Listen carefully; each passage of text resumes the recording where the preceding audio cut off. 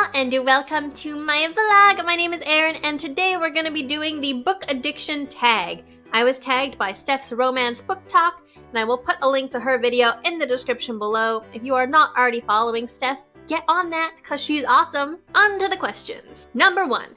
What is the longest amount of time you can comfortably go without picking up a book? I wouldn't say that comfortable is exactly the right word for this, but I have gone weeks or months without reading a book.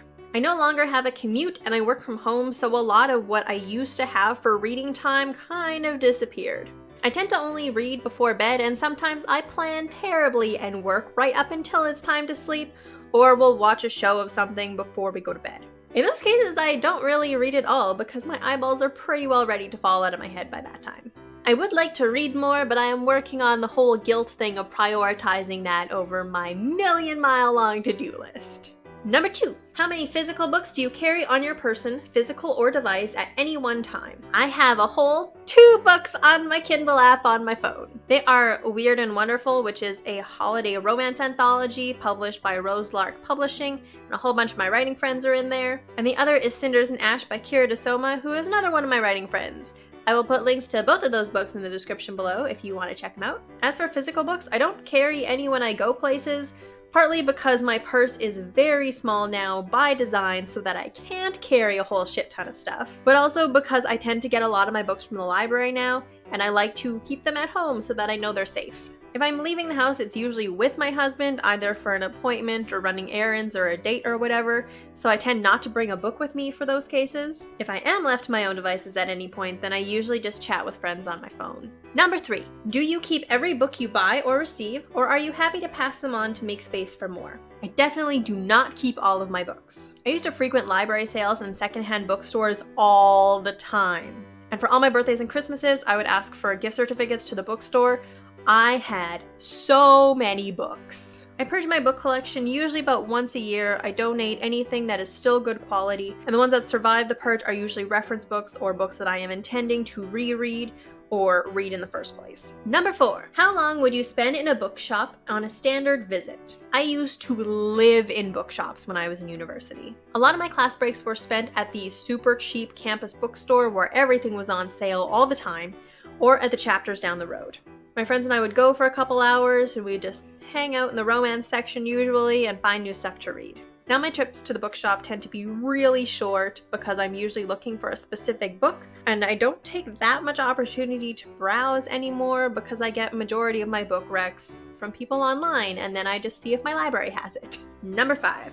How much time per day do you actually spend reading? Maybe about half an hour. If I get really into a story, maybe up to an hour or 2, but that very much depends on what time I've gone to bed. I can't actually remember the last time that I've just chilled for hours and read. Unless we're counting critique reading, and then I do spend several hours a day on those, but they're not really fun reading, they're work reading. That is fun, so I don't know if that counts. Number 6, where does the task picking up a book appear on your daily to-do list?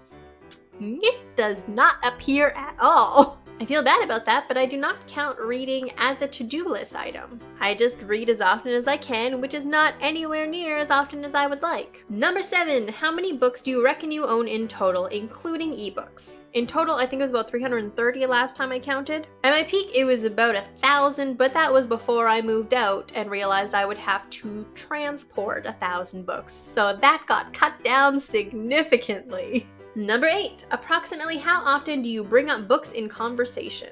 Honestly, it depends what I'm reading at the time. If I'm loving a book, I will rarely shut up about it. And if I am hating a book, then my friends are definitely going to hear about that too. Number 9, what is the biggest book page count that you have finished reading? I am 90% certain that this is Dragonfly and Amber by Diana Gabaldon at 752 pages. And that just narrowly squeaks past Acheron by Sherilyn Kenyon, which I think is 728 pages. So those were long suckers. Number 10, is there a book you had to get your hands on against all odds, searched bookstores, online digging, stalked authors, etc.? I think the only book I've ever been super duper antsy to get my hands on was Snake Charm by Amelia Atwater Rhodes. It's the second book in the Kishara series, the first of which is Hawksong, which was and continues to be my favorite book ever. I think I was about 15 when Snake Charm came out, and I had just recently stayed with my host sister in New Jersey for a Girl Guide camp, and she happened to work at Barnes & Noble, so as soon as it came into their shipments, She sent me a copy along with a bunch of other treats, so that was an exciting day. Number 11, is there a book you struggled to finish because you refused to DNF? Probably. That's a lot of books. Since I started writing, I've gotten super picky and it's kind of hard to shut that part of my brain off. I try to finish every book that I pick up unless I am intensely bored or something pops up that completely ruins the main characters for me.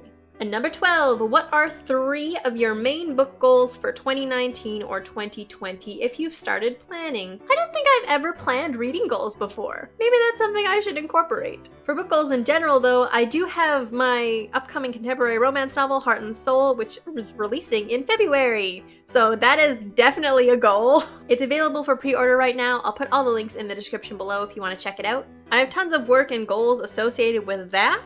But in terms of actual reading goals, not so much. I do want to try and read before bed every day, and I am also interested in reading a lot more romances by authors of color and queer authors. Bonus points if they're both. Hit me up with your book recommendations in the comments below. I have a list of authors that I'm planning on working through, so it's really a matter of what my library has and what they are willing to buy for me. Number 13, have you ever had the privilege of converting someone into a reader by inspiration or your incessant nagging? Not a reader specifically, but a romance reader, absolutely. I've had a few people tell me that my channel is the reason that they started reading romance. And the absolute best compliment that I have ever received, undoubtedly by multiple people, is that Heart and Soul turned them into a romance reader. That it either made them fall in love with the genre to begin with, or it completely rejuvenated their love of the genre. Number 14, describe what books mean to you in 5 words. Books are everything to me. This is both as a writer and a reader. I really don't know where I would be if I didn't have books. And I hope that I can keep writing and reading for the foreseeable future.